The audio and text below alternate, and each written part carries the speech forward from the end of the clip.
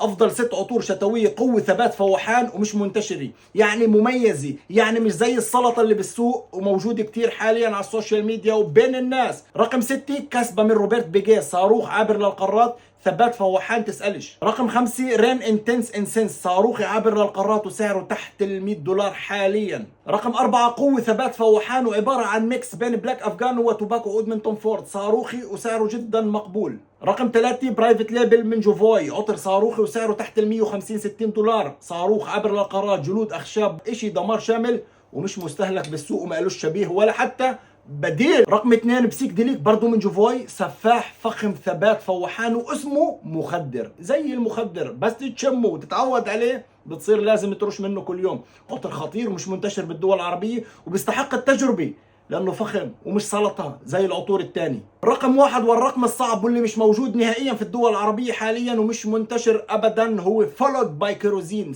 سفاح ومعه مفتاح، شوكولاتة على قهوة على كراميل.